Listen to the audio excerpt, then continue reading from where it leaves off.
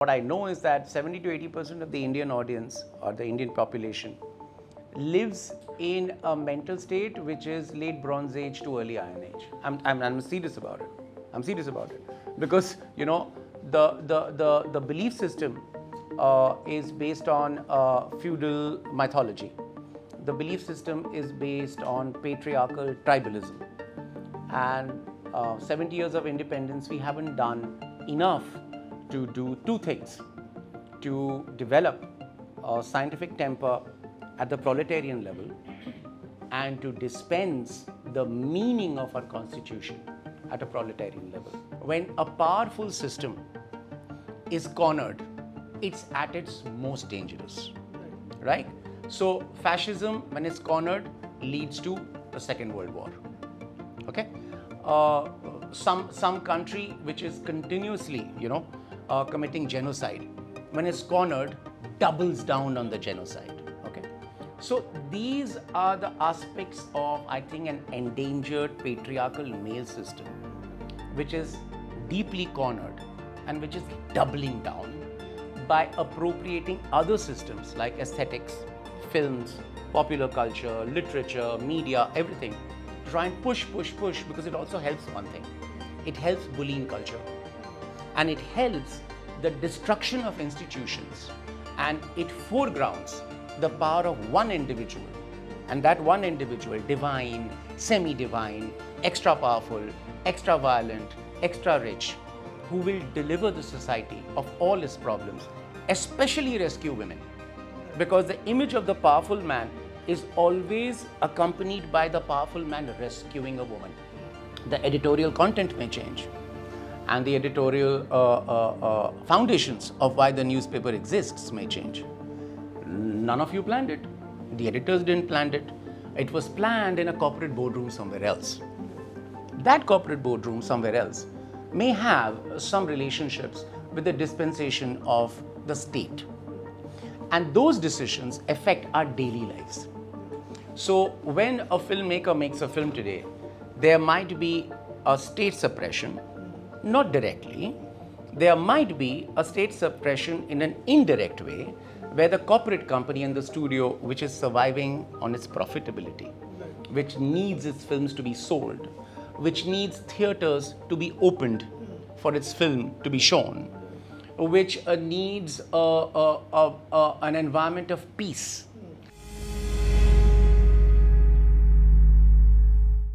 One of the most original and influential voices in Hindi cinema, Dibakar Banerjee's cinema is independent in spirit and mainstream in appeal. Starting with Khosla and Ghosla, his films offer a constant dialogue between mind and heart. That's why he is a perfect candidate for the Hindu mind. Dibakar, welcome to the Hindu. Thank you. I was watching Khosla Ka Khosla recently again for the preparation of this chat, and I discovered something new that which I didn't find when I watched it first some time back, and then I realized that the film kind of offers insight into what art and artists can do for the society. So, do you think that that's the right reading? It's kind of the film can be reread for the current times. See, if Khosla Ka Khosla, I think, was a study now that I know. In those days, we didn't know what we were doing, because this was our first film. And Jaideep and I, when we were thinking of Khosla Ka Khosla, I think both of us, without saying it, were angry about being bullied. We were angry about being bullied by somebody who was richer than us. We were angry about being bullied somebody who had more social power than us. And we were angry about being bullied by somebody who enjoys bullying. And I think Khosla Ka Khosla mainly is an anti-bully film. Because in Khurana's persona, you have the quintessential bully. Khurana comes to you with a system, which is his own system. For example, when Khurana does qabza on your land, and then in a very transactional way comes to you and says that, look, by law, this land is mine. And then you say that, but the papers say that this is mine. And then Khurana says, well, I mean, then why don't you own the paper and not the land? And then when Khurana says that now you pay me to get your land back because I have decided that arbitrarily, without any mandate, without any reason, I can subvert all social laws and all legal laws and bully you, and there's nobody who will come to your aid. I think it's a situation that we are all familiar with. And I think it's a situation that we are getting more and more familiar with as time goes past. So I think in the nearly the 2 decades since that have passed, since Khosla Ka Ghosla, we have come to understand the exact nature and the pathology and the anatomy of bullying of the normal citizen and how that bullying works. So I guess that way Khosla is definitely relevant today. Yeah, but I was talking about the role that those people play. The theatre people come in, and then the art and artists. That has become, because after kind of, it's also kind of it's a 10 years of you returning the award for the film, and then your cause was the same, that what art and artists can do for the society. So there is a strong connection between. There is a strong connection. There is a strong connection. There is a strong connection. I believe that. I feel, and this is something that I've kind of formulated in my head over the last 3-4 years. I don't know why. You guys will figure out as to why the last 3-4 years have been so sort of germane in my head. So I have figured out, at least according to me, that any artist embedded in any society is invested with the responsibility of propaganda. You're essentially a propaganda agent. And an artist essentially does propaganda for certain values. Let us say there's a cave 40,000 years ago, and there are some paintings of some bisons, and some artists are painting those bisons and they are putting their hand marks on them. That's a propaganda for that society to say that we go out together and we hunt bison and we live together and we survive. And that painting ritualizes that feeling, which leads them to go and hunt bison, let's say. Similarly, if you see a film like, let us say, Zanjeer, okay, where a very, very angry but a very, very honest cop, a policeman who's trying to hold up, the sanctity of law, is fighting certain people and his own demons, to figure out what to do to hold up that law, then that's also propaganda. If you see a film like Ardh Satya, that's also propaganda. If you see a film like Satya, that's also propaganda for the loneliness and for the isolation of who we call a criminal, who may have a heart. So I think every artist indulges in propaganda. Every film that I have done is a piece of propaganda. And I think it's, by that propaganda, they keep certain ideas and thoughts alive in our discourse, which helps in the multiplicity of ideas that can survive with an idea rather than a monolithic idea driving. So I feel that, artists and various kinds of artists and artists coming from various points of view are definitely needed for a society to have the lack of a monolithic structure and the lack of a bullying structure. In fact, that's why in any kind of a bullying or a monolithic society, it's the artists and their ability to make their art and to show their art is proscribed right in the beginning. That is where all the censoring goes on, so that the propaganda of multifarious sort of ideas and thoughts is proscribed, is suppressed, and a monolithic bullying propaganda is established. Right. subversion is a constant kind of factor in your storytelling, and it starts from the title itself. You put an exclamation mark in your titles, and then in Byomkesh Bakshi you change I to Y, which many thought is a kind of you are cocking a snook at the producer, that you are not pandering to his own those ideas, those mainstream ideas. You made your own film. What did I do in Byomkesh? You changed I to Y. Yeah.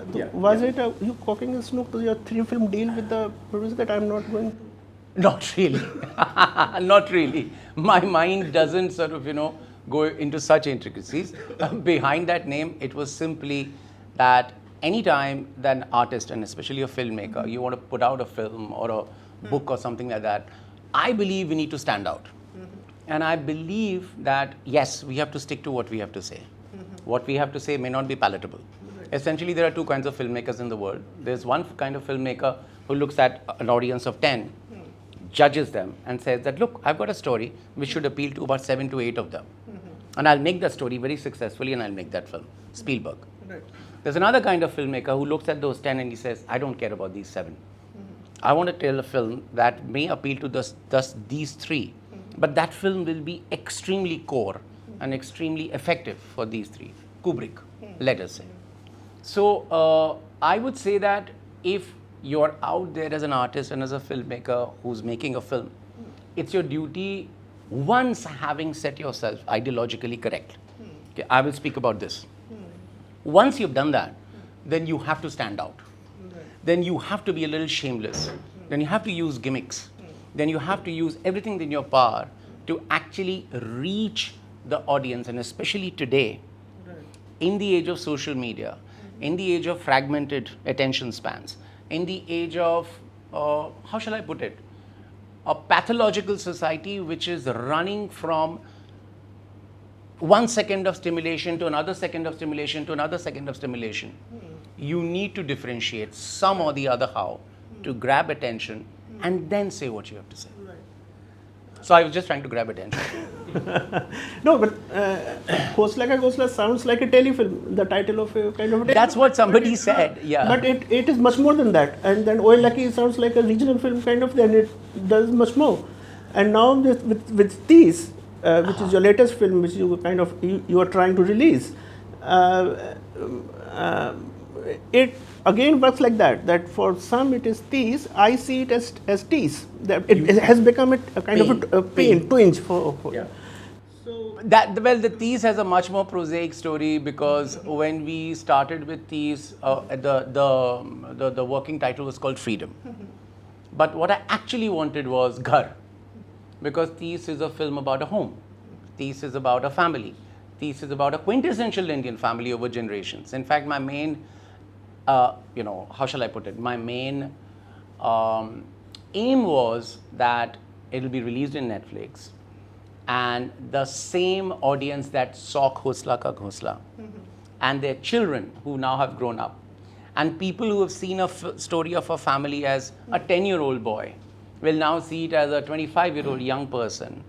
And that was my intention. So I wanted the name Ghar, because it's a story of a family over 3 generations. Quintessential Indian family, middle-class Indian family. So Ghar we could not get, because he already was there with the producers who made Ghar. Then I wanted titles like Apne, or Paraye, or Others, or Us, or whatever. Thoda jama nahi. And then the film had a landmark historical event that happens in India in 2030. Right. You see, the film is like divided into 3 parts. It's divided into past, present, and future. It shows 1989, it shows 2019, and it shows 2042. So somewhere in 2030, we had projected the history of our future. There's a landmark event in India, and so we called it Tease. Right.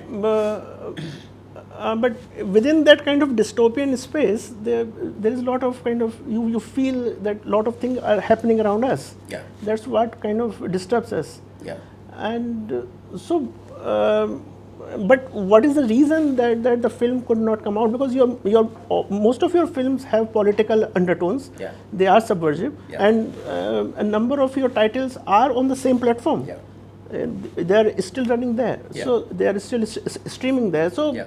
how do you see this paradox that the tease is not out and Well, I think the main reason that, one of the reasons why Thief is not released is that Netflix has the right to not release it.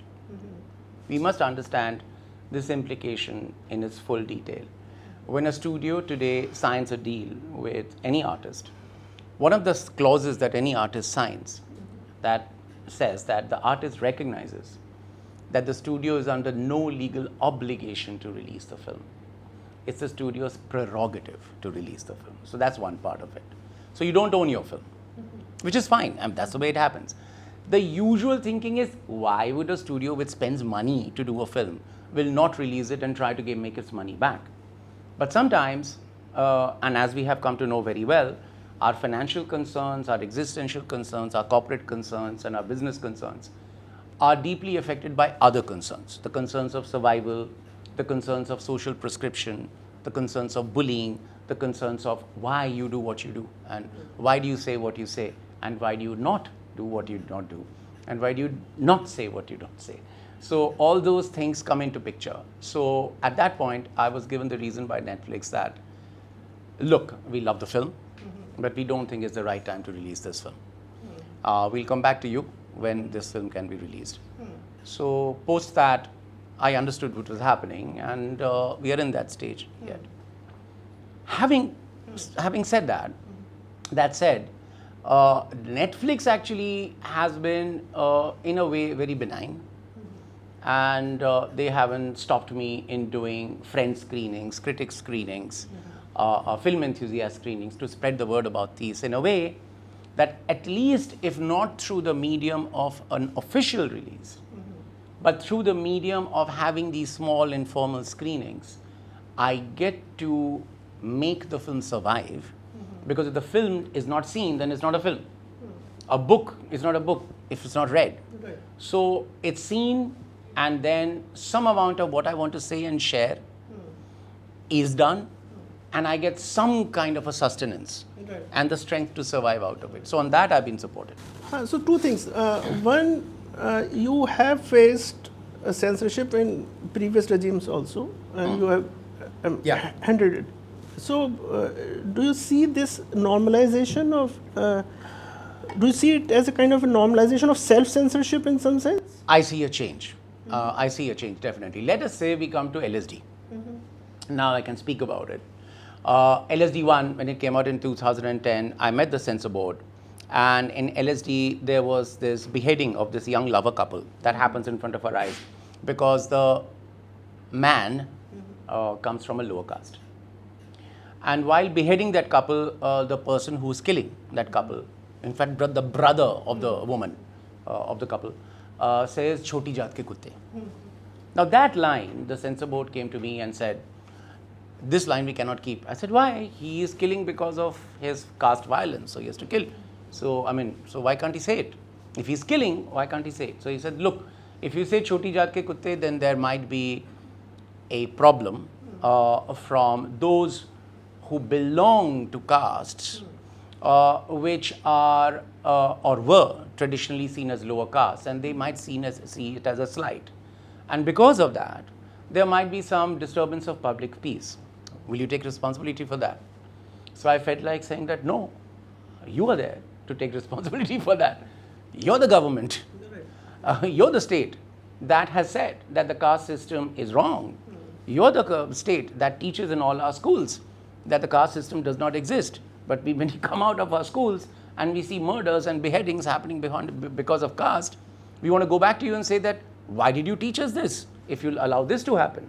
And if you're allowing this to happen, then why not allowing a film to be seen which shows that this happens in spite of what you say? Right. So, but I compromised and I cut that line out to get the scene out. Similarly, there are many other, this thing. Now, this happened in 2010. Right. So, Then Shanghai, after that, you made Shanghai after that? yeah, Shanghai. When I made Shanghai, I had to go through a very interesting exercise of showing it to a particular political party to get their blessings. And when the good thing was that after they saw the film, they came out and said, "Badi achhi film banai." So we were all good. So now that happens. That happens in a society where democracy is still fledgling, where institutions are suppressed, and personalities are foregrounded, and a certain kind of mental star system, quite akin to the Bollywood star system, is propagated, where you put your hopes of social and societal preservation not in an institution. You put your hopes in a persona, and that persona, like a god or a demigod or a film star, comes and rescues you. So everything has to go into a pyramid to that person. So that's what happened. But post that, something changed in my experience. In my experience, what has changed is that now proscription comes at a film person from two ends. It comes from one end from the state's prescription, and the other end of the suppression comes from the corporate world. Right. And as our lives and our civic lives are turned from civic negotiations to corporate and business negotiations in all aspects of our life. For example, this newspaper, by some quirk of fate, and it's not an unimaginable quirk of fate, is bought by a mega company, by a mega media company suddenly. A lot of you might lose your jobs. A lot of new people may come in.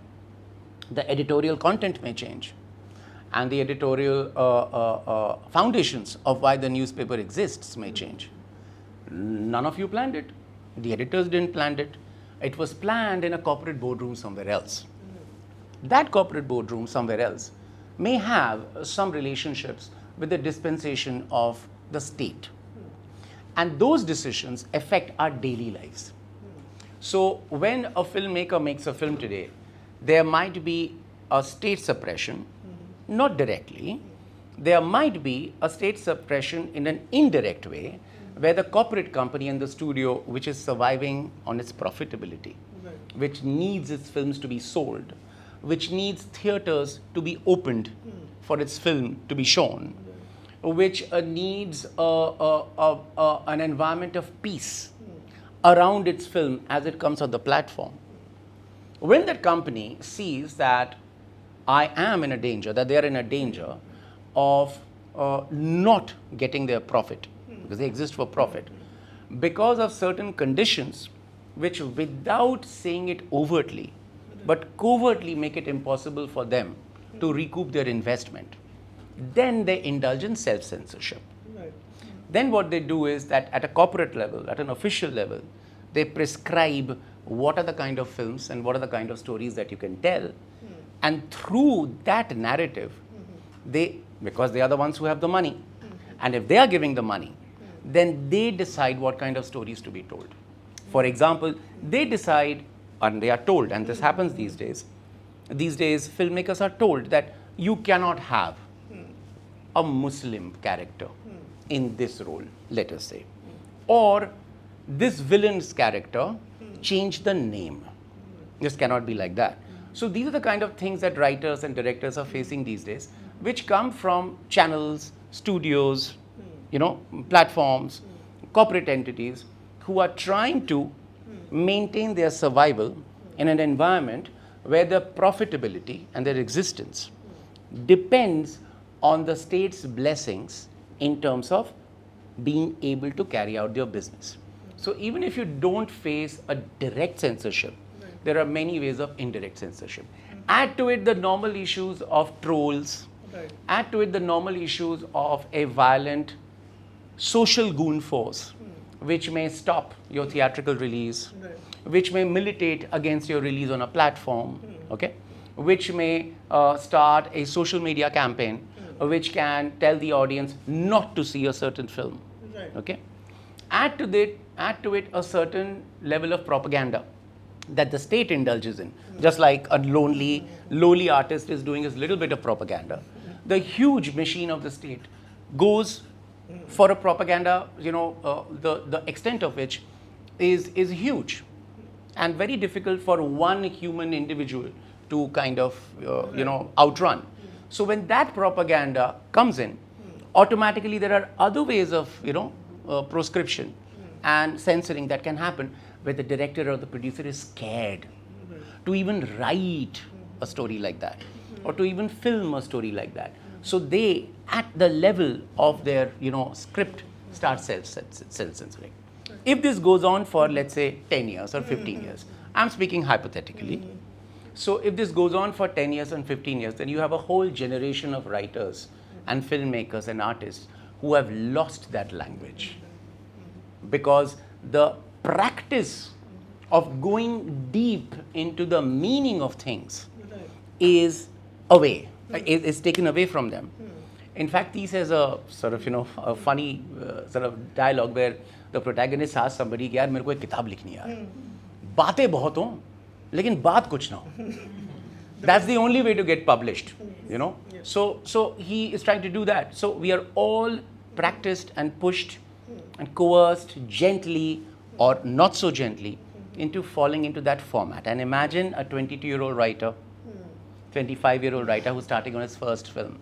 Imagine he's working with a senior director and an executive producer and a platform, and imagine him getting constantly from age 23, 24 to age 30, getting script notes which are trying to suppress meaning, which are trying to erase meaning, which are trying to continuously foreground banalities.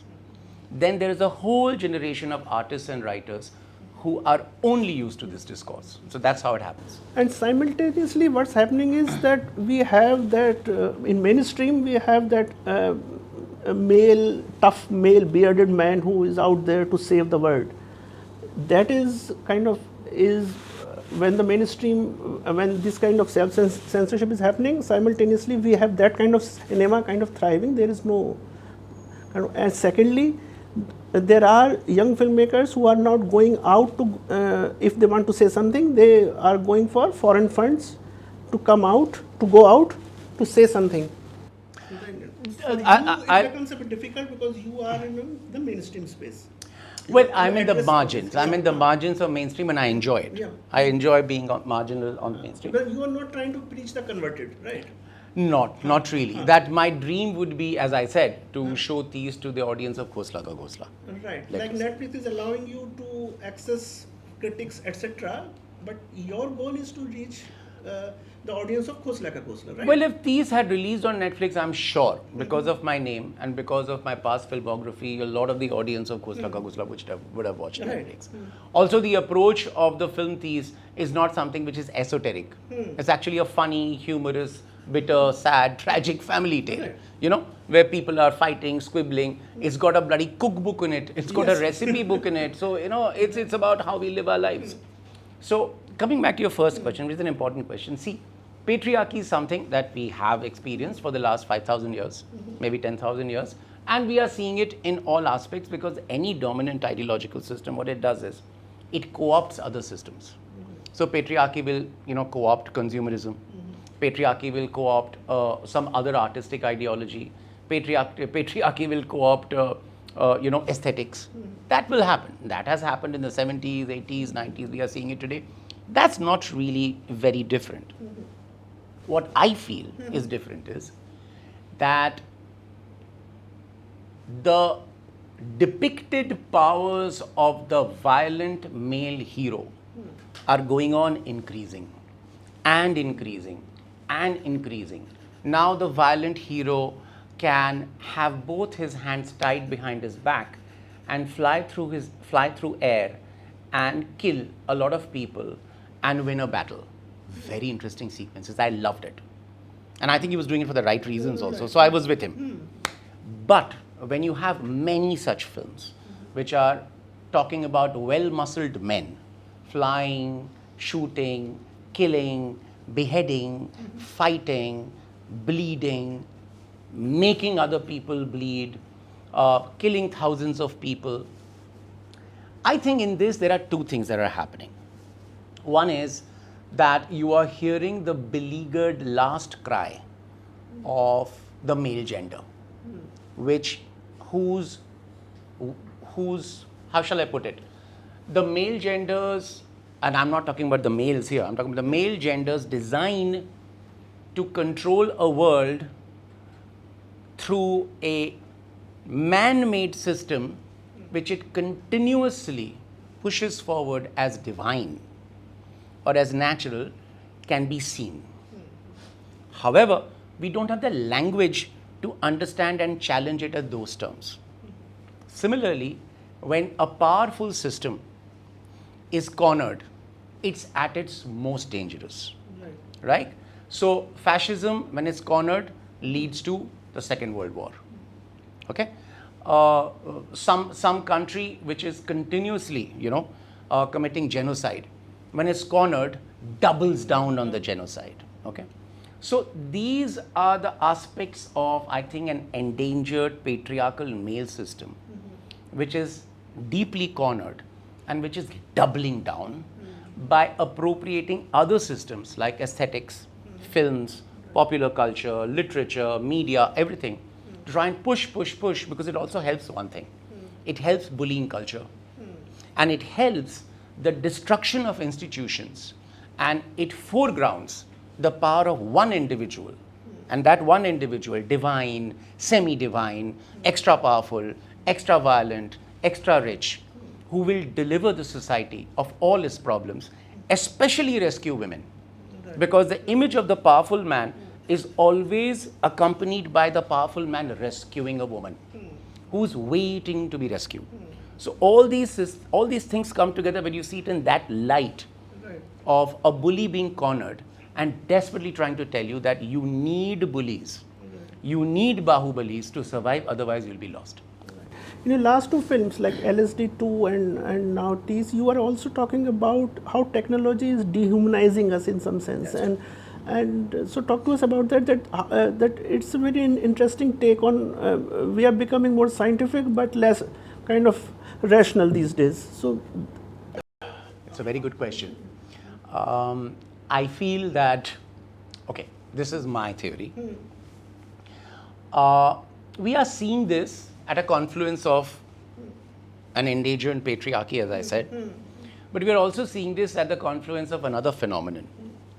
You see, we have lived with religion and mythos for about 10, 20,000 years, okay? I would say that religion and mythos would be the technology of a pre-scientific society.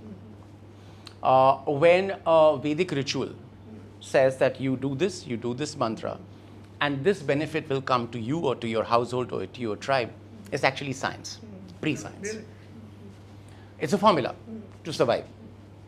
But 500 years ago, 600 years ago, we found another system which was based on observing and collating those observations with the facts here.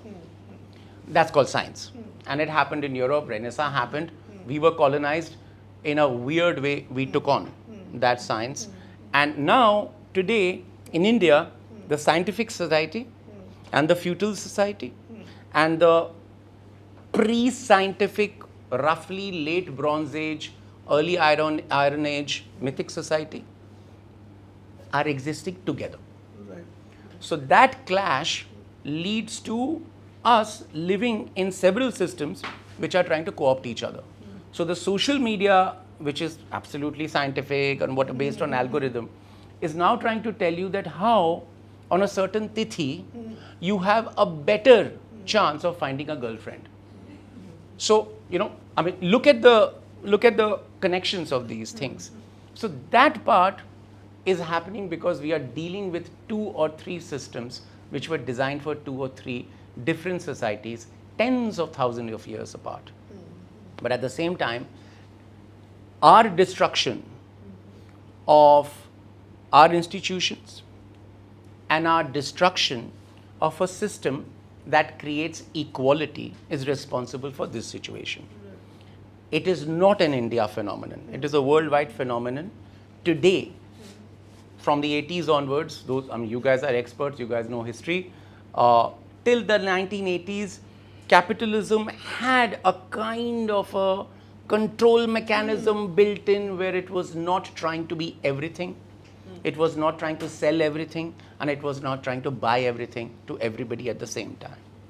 But 80s, you guys know history better than me, neoliberalism, neoconservatism, Thatcher, Reagan, Tony Blair, the New Left, everything. The 2007 and 8 crash, what it showed was that when capitalism and consumerism is left unchecked because of the collusion between the state and the oligarchy, then there is a huge amount, 70 to 80% of the population is left so bereft and so derelict and so helpless, brought down to its knees, that the first response that comes out is anger. So the Bible Belt, the people in India who are looking at religion to sort of take them out of their frustrations, to unemployment, to losing your home, everything you can see that is happening because of a certain corporate, capitalist, late stage consumer world, which is enticing you and depriving you at the same time. You're constantly being bombarded by images that excite your desire. At the same time, you're constantly being presented a reality where you can't climb beyond a certain barrier. And you constantly see that there is a class that is invested in maintaining that barrier. And that class is well represented in this room. We all belong to that class. So that part of it, when the proletariat sees it again and again and again and again, it has to push back. Personal memory, around 2000, 2004 and 5, I have to sit down and chat with my wife that, listen, this inequality that's increasing is going to, happen. It's going to, lead to a, backlash. We were the part of the Nehruvian intellectual intelligentsia, so we thought that the backlash would come in the form of the socialist backlash that Indian history has been accustomed to see. But what happened was, today when you see identity politics, today when you see fundamentalism, today when you see religion, today when you see any kind of an angry protest, at the root of it lies the horrible inequity, according to me, that late stage or other stage 4 consumerism capitalism has brought us into. The US market crash did not lead to anybody being prosecuted. Hundreds of scams, hundreds of cases where you can see that rich people have gotten richer and humongously, obscenely richer, while our indexes are falling again and again and again and again. People are getting poorer. Inequalities, you guys know the metrics. US, India, a few people own, let's say, 30% of the national assets. A few people, a few companies have got this much of the companies, are responsible for this much of country's GDP. You guys, I know you'll have economists amongst you. You know the deal. It's all clear. We've talked about it many, many times. But we, the normal citizens who don't have that discourse, we see it in terms of anger. Then someone comes and says, you know what's happening to you? Because of them. Then it's very easy to channelize all of that into that direction. But we have to understand that the religious fundamentalism that we see, the identity fundamentalism that we see, the hyper-nationalism that we see, the sub-nationalism that we see, a large part of it is because of the horrors of absolute rampant consumer capitalism that has left the world in a huge status of inequality. An important theme that you have touched in this is the majoritarianism, and you haven't spared when you talk about you have tackled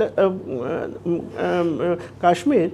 You have kind of extensively spoken about the cultural appropriation of Kashmiri Pandits. How was the response of certain sections when you showed them the film? Was that a kind of a... I have a very personal and a very emotional memory.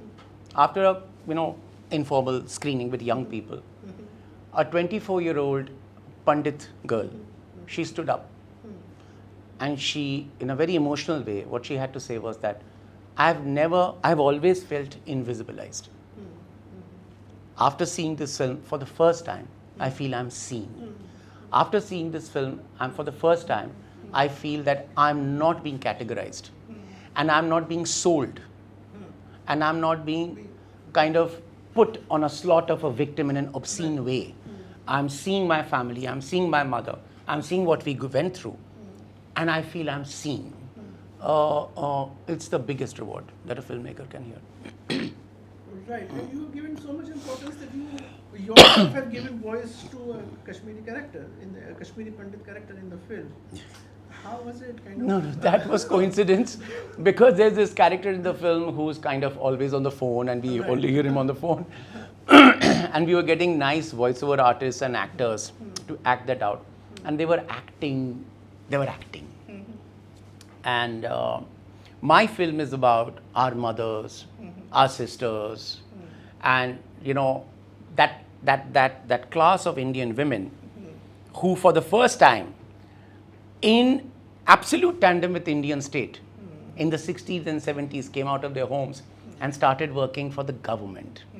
Somebody working for All India Radio, somebody working for Engineers India Limited, my mother working as a music teacher in a government school. We saw that generation in the 60s, 70s, 80s who came out, and it was a strange way of a very conservative feminism, But they were out, they were earning, they had their own voices, they formed their own groups, they went for their own picnics, they had their own kitty parties, and they had economic power, they had financial power. So that generation is kind of, I was very excited because my family comes from there. My mom was a government school teacher for 40 years. My sister is a teacher, so and also in the government institute. So all of us have seen that lovely part of India happen. When we researched about Kashmir, we found that was a huge part of at least the urban middle classes of Kashmir, which from the 60s, 70s onwards, because of the redistribution taken by the government at that time, started finding voices in their state-sponsored industries, HMT. I'm just saying 60s and 70s, All India Radio and other such. So when that happens, then it's a world where those women come and find themselves, but they also have their own inner worlds.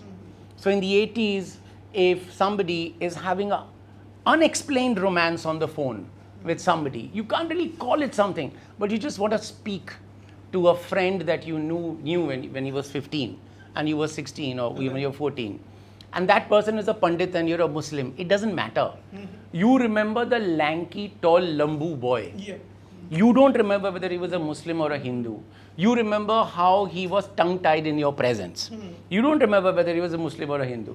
Then you hear, अच्छा ये uncle migrate करके चले गए. अच्छा क्या हुआ लंबू का? अच्छा नहीं वो पायलट बन गया. अच्छा नहीं वो अमेरिका चला गया. And you hear, and this is from all our families. Everybody has those. So I wanted that person to come back on the phone to this 45-year-old mother of 3 and start, I'm them planning a memorial dinner in Srinagar, and he's supposed to come back and have that memorial dinner. That dislocated pilot who's island, he is kind of looking for some kind of a nostalgic connection with his roots. He only remembers Srinagar. His father talks about Srinagar's bridges and the neighborhoods. So his father has just died. He's emotional. He wants to come back. So I wanted that voice. Right. But every actor was making it slightly very acting wise, very romantic and all that and all that. And I kept telling them that he's just an uncle. 1989, he would be like 40. Today, he would be like any other WhatsApp uncle.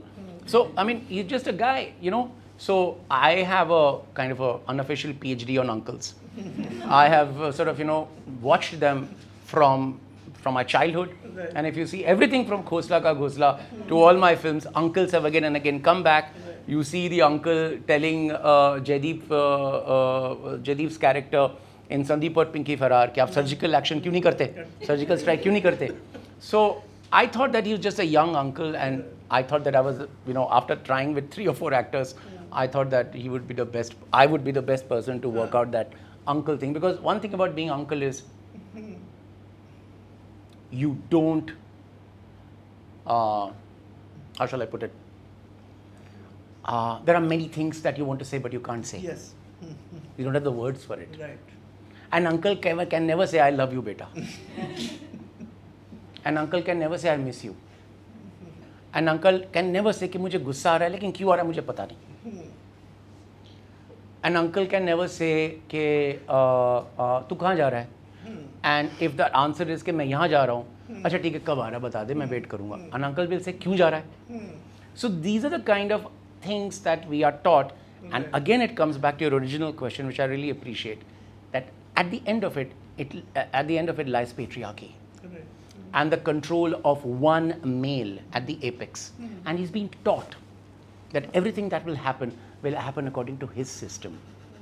But what we also caught in that conversations between you and Manisha, who is playing a kind of a Muslim character.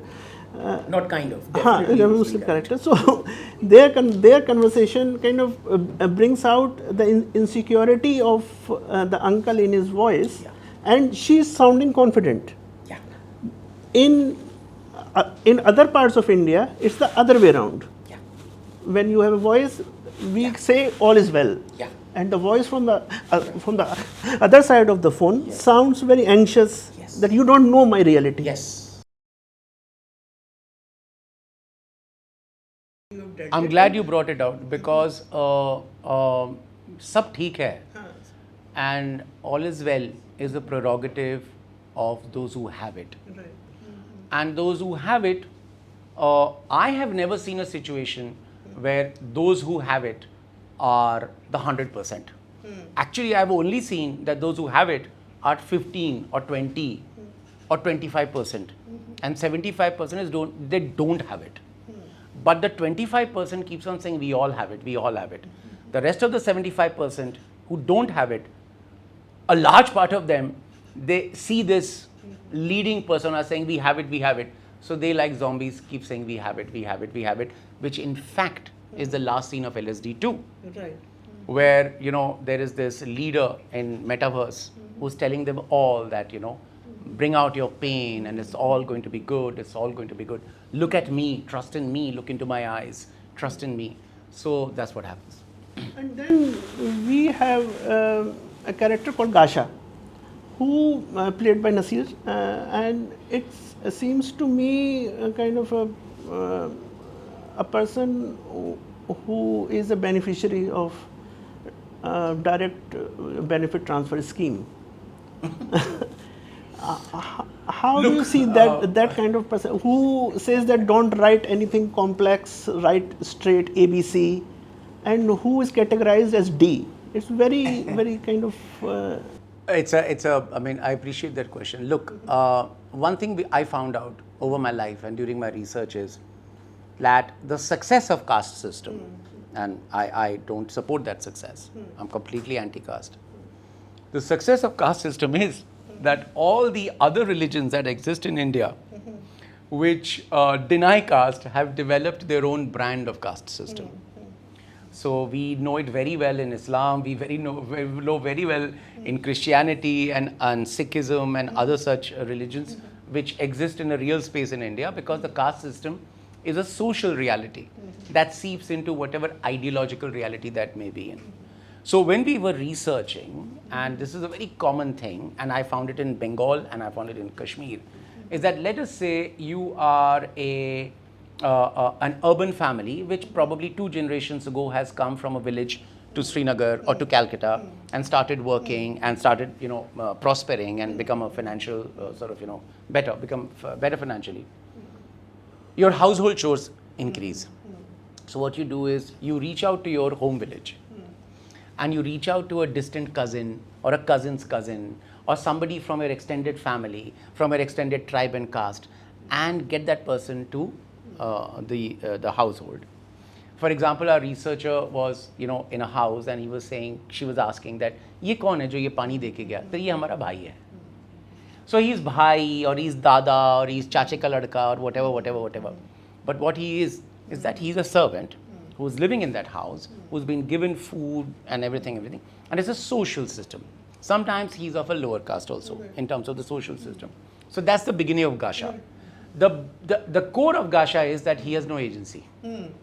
He says also, उसने बोला ये कर दो मैंने कर दिया, उसने बोला ये कर दो मैंने ये कर दिया, उसने बोला फिर मैडम ने बोला नदरू बनाओ.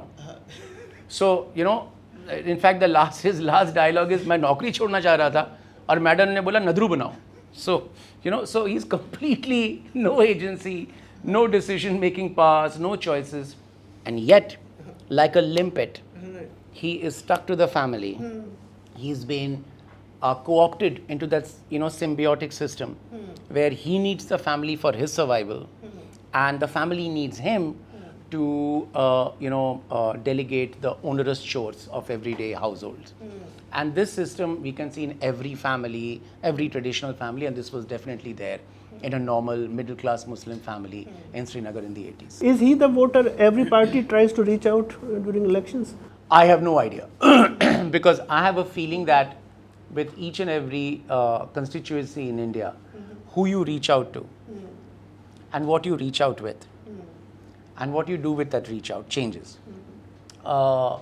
In a vote-only democracy like India, where the voting process stands as a kind of a surface poster for the fact that we are a democracy, you definitely need the numbers. And those of you who've read history will understand that, let's say as electoral democracy started happening in India in the late 19th century, earlier 20th century in collusion with the British Empire, a lot of the people who were not Hindus were now being counted as Hindus. Because earlier there was the Sanatan Dharma and other such denominations within the Hindu fold, let's say in the 19th century. But the democratization and the electoralization of the population and the numbers game changed the denominations and their identifying into the larger fold of what we call Hinduism today. And that's the case with any democracy, where you need the numbers to get power. So to that extent, yes, Gasha would be absolutely attracted as a Muslim, as a poor person, as a peasant. So a party which says that we stand for the peasant, we stand for the villager, we stand for the poor, and hey, 90% of us are Muslim, so we are together, that party will reach out for Gasha. Same with any Hindu party. You'll say that, look, you're the tiller, you're the kisan, you're the mazdoor, or you're the, how shall I put it, you're the barber, you're the welder, and we stand for you, and we are together in our religion, and we want your vote. Yeah, and he says that why do we want to write a book? Well, that's the case of this film becoming autobiographical in retrospect, without any intention of it being so. There's a sequence of this guy who's trying to be smart and trying to get a book published so that he can get another book published. So, and Gasha tells him that you're trying to write another book and no good is gonna come out of it, because he, as a proletarian and who's like now 65, 70, has seen everything from his proletarian point of view. And he is clearly saying, guys, I just want to be on the side where I get some power. Yes. So that I'm not D, so that I'm C. So the party that comes to him says, okay, look, I'll take you from D to C. You have my vote. That's how it goes. Right. Now coming to you have worked with mainstream actors all through, and you have kind of brought out some exceptional performances from, be it Imran Hashmi, and now even Nasir Saab is doing a kind of a different kind of role in this film. So tell me about your experiences with these actors, that you cast them against type kind of, even Manisha, that I think one of her best performances.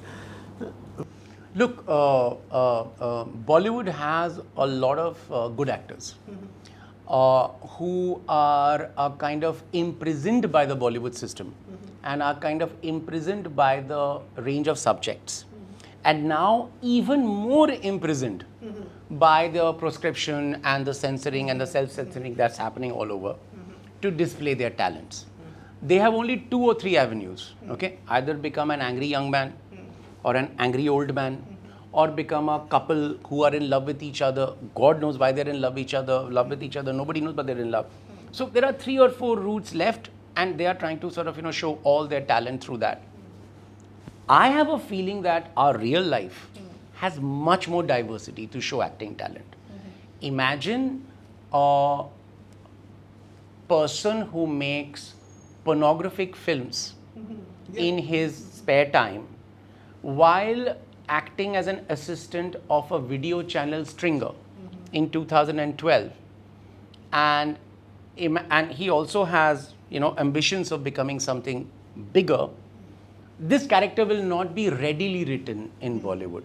So when you write this, at least in those days, I used to harbor ambitions of taking mainstream actors who've got a following to come into those roles, and if they fit it and if they like it, then, you know, I would love to do it. So Imran Hashmi, he heard the part, and it took him 2 seconds to say, okay, when and where. That's how he was. Similarly, you know, when you take someone like Arjun Kapoor in Sandeep or Pinky Farrar, he heard it. He said, "Ke sir, isme to mehnat lagegi." मैंने कहा, हाँ, मेहनत तो लगेगी. So he put himself for 4 months, 5 months of workshopping, getting that lingo, getting that body language, living with Delhi cops, figuring out how things are done, just to, you know, create that, you know, that being. And that I think is very successful. He was, you know, creating that being. So I enjoy that, but it's also a way to, as you said, to stay in Bollywood and to see if I can reach the Khosla Ka Ghosla audience. The same audience that tells me कि sir आपके love और sex और धोखा में ना love था, ना sex था, बस धोखा ही धोखा था. Basically a conservative audience, basically a patriarchal audience, basically an audience which is trying to listen to stories that makes it feel good. Basically an audience that does not want to be confronted with a challenging narrative. So when you take stars and their known faces and all that, it helps a bit. It doesn't help too much. So like my mother, she asked me that, when are you going to make a Nirmal hasne wali film? And it's a very good question. Which kind of laughter is Nirmal? Where is that laughter where there is no mal, where there is no gandagi? So I'm trying to figure that out. But my mother comes from that conservative sort of, you know, point of view. She comes from that conservative point of view where if your son sort of, you know, says that, listen, I've got a girlfriend, I would like to marry her. She would say, look, you can marry any, you know, caste and all that. Don't marry a Muslim, please. So when that happens, that's the audience of Khosla Ka Ghosla. But it's to them that you have to sort of, you know, keep challenging and confronting and changing a bit. Maybe their kids, when they see that film with their dad, they will come to think of something else. Maybe the way you said that today when you see Khosla Ka Ghosla and I'm saying it's anti-bullying, maybe somebody who is like 17 or 18 today and he's like facing bullying in school or college will identify and say, he's a bully, and, you know, they stood up to bullies. So those are the tricks that you do to kind of differentiate, stand out and get noticed. Right, and gender roles and caste is also very important in your films. Like in Tees, kind of the uncles and all that the girls talk about, they have more problem with the caste rather than their sexual orientation. How do you kind of engage with that? That was a fun part because we were speaking to genuinely a gay lawyer who was about to kind of settle down with her partner, and she had called back home, and the father sort of, you know, was shocked to hear that she would be moving in with a woman. But the father, being a loving father, made compromise with it. And after about 10 minutes, he diffidently asked, what caste is she? And to that, the gay lawyer who we were researching said that, you know, she's a lawyer. And the father was a little relieved. So you take the caste question, but you take it to being, you can subvert it to being elite and corporate and having, you know, employment. Or let's say if your son comes home and says that, I'm going to marry or live with a partner who belongs to a certain caste, which right now, if I utter, you will not be able to print. Because we have effaced the problems of caste system by proscribing the names of those castes. We can't even name those castes, because by naming those castes, we will be pointing to the caste system, and we don't want to point to the caste system because we want to invisibilize it. Right. We want to unsee it. So let us say it's one of those castes. Let's say I go to my mom and say that I want to marry a person of this caste. At first she'll be shocked, but this is 2026. She knows she's got no choice and control over me. So let's say my partner comes and meets her. And then she sees that she's lower caste, but she's wheatish in complexion. So that should not be, that will act as a slight tick. Then then my mom finds out that, she speaks English in a good accent. Okay? Then there's another bit of, acceptability. And then lo and behold, she finds that this person can speak in Bangla. Oh, how did she speak Bangla? Oh, she grew up in Calcutta. Okay? So there are these other layers of acceptance that you can put into the mix to take down the horrors of caste, but only in limited situations. Only in limited situations in cities and urban environments and all that. We all know what happens in the name of caste in the interiors, in the villages, and in places where caste is used as a way to get votes. For you, this understanding of the other has come from your upbringing in Delhi, in West Delhi, a Bengali boy in West Delhi. That has... Not only Bengali boy, in fact, the only 5 feet 7.5 inch skinny boy who would sort of, hang out with, 10, 6 feet, 6 footer Punjabi boys, so you become the other. Then in my own family, I become the other because I would be interested in things that my family would not be interested in. So I am, in a way, of course, I'm not like the other, like a low caste person or a Muslim or a Dalit or a poor person in today's India. That kind of otherization is a different thing. In fact, I'm very lucky and happy that in spite of being an atheist, I have a Hindu sounding name nominally.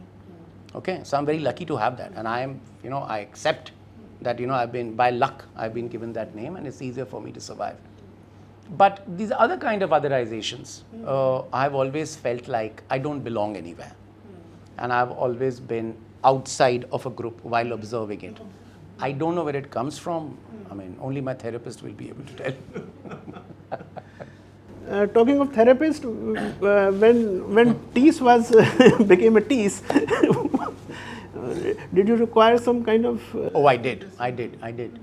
So of course, I mean, I went into an anger and rage pattern, and I have 2 little girls, and they could see their father becoming angrier and angrier, and it affected them.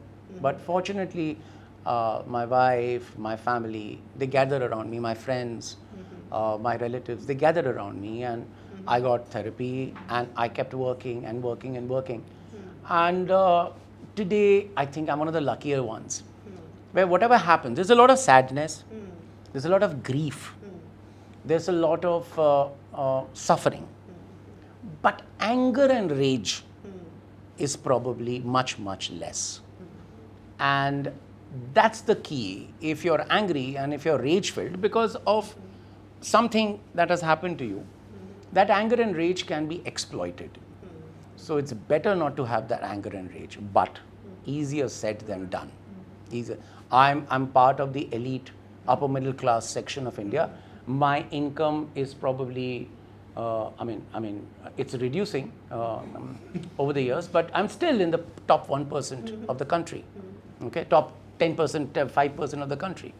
I'm elite in every way. I have the right address, I have the right accent of English, I'm wheatish, not too dark. I've gone to an urban school and college, and I make films, and I have hobnobbed with stars, and I have cultural power. All of it is reducing, by the way, which is a good way. I mean, it's equalizing.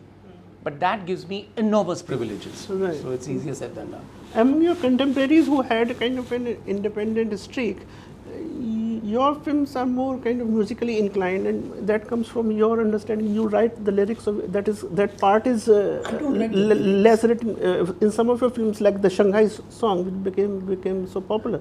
I have collaborated in writing the lyrics on many of the songs. I have collaborated on the music on many of the songs sometimes. But what I enjoy most is scoring background music, background score. So I did it completely for Sandeep and Vicky Farrar, which I was very happy with. And from there it continues. My main reason to sort of, do background score is that it's very difficult to get a very good background score, composer, and then keep telling him or her, cut it, don't put music, don't put music, don't put music. So that person will ask, why are you called me then? So it's better for me to do the music so that I can do as little of it as possible. Because I feel music should be used in a film where it delivers something that the image and the sound cannot. Like the opening credit scene of Sandeep and That's Pinky. right. Yeah. You use sitar in such a violent... Santoor. Santoor. Is such a violent scene. Yeah. So I like that juxtaposition. We were thinking about it, and it came out of the fact that I wanted something romantic, not romantic, something a little, I don't even know how to sort of say, something that's nostalgic, something that, talks about a past or hints at a future and goes very peacefully till it comes to that moment of violence, which, by the way, is completely unconnected to those three people in that car. They had nothing to do with the film and they got killed. And then the film starts. It's because of their deaths that the story exists. But they had nothing to do with the story. So I really enjoyed composing that piece. Right.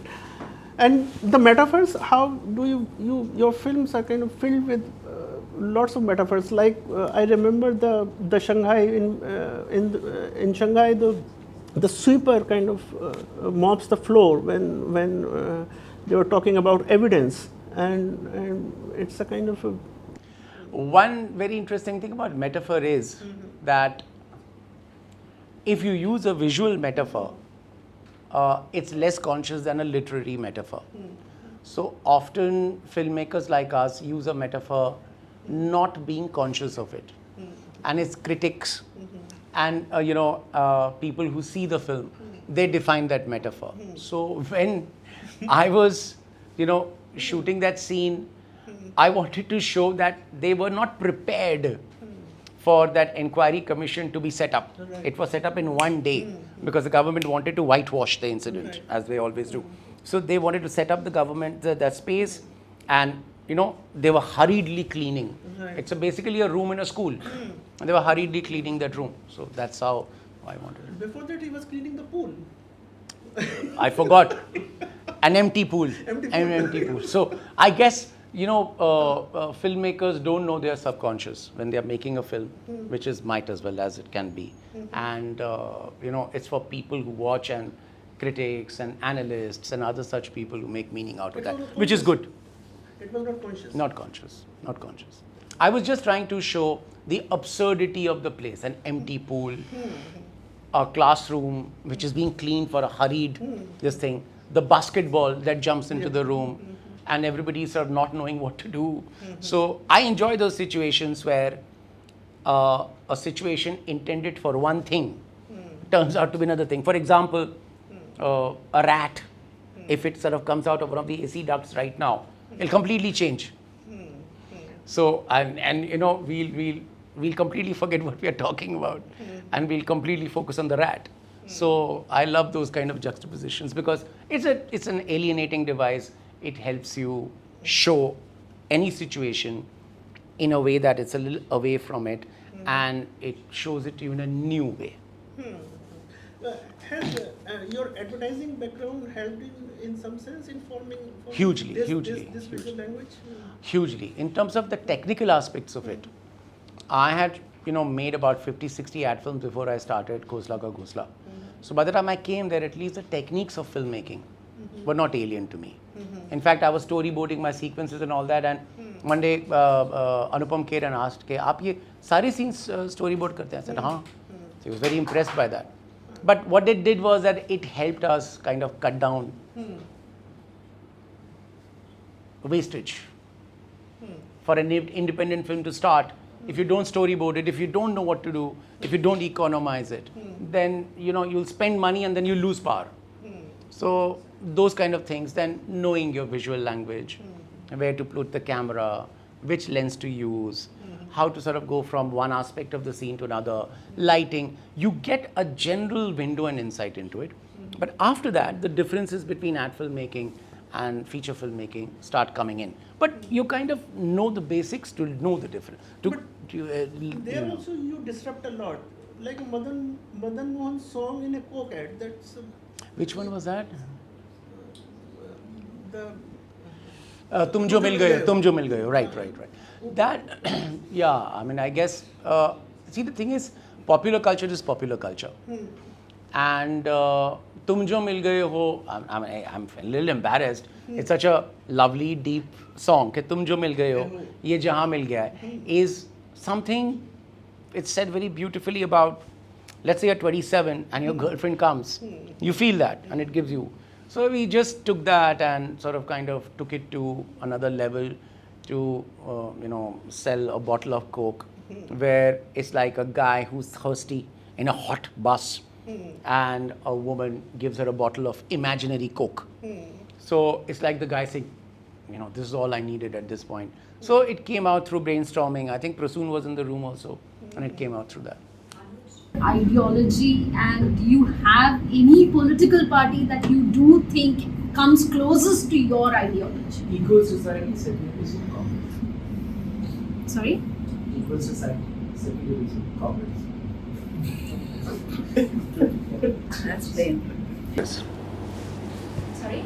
Equal society, secularism, Congress. Which party comes closest to that?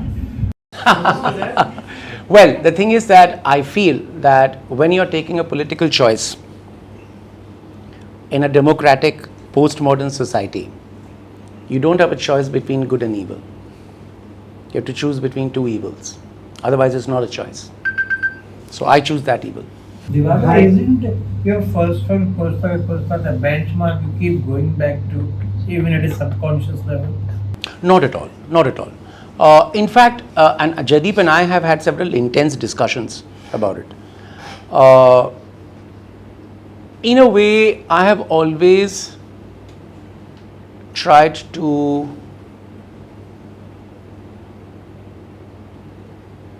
I won't say go away, but to go beyond that film. Okay? That film is not my film. That film is a film that has come out of the combined energies of me, Jaideep, Savita Raj, the producer, Anupam Kher's love for that story, and all the other actors who loved that story. And they saw a first-time director do it, and they hardly had any hopes of it going anywhere. And their fears were kind of confirmed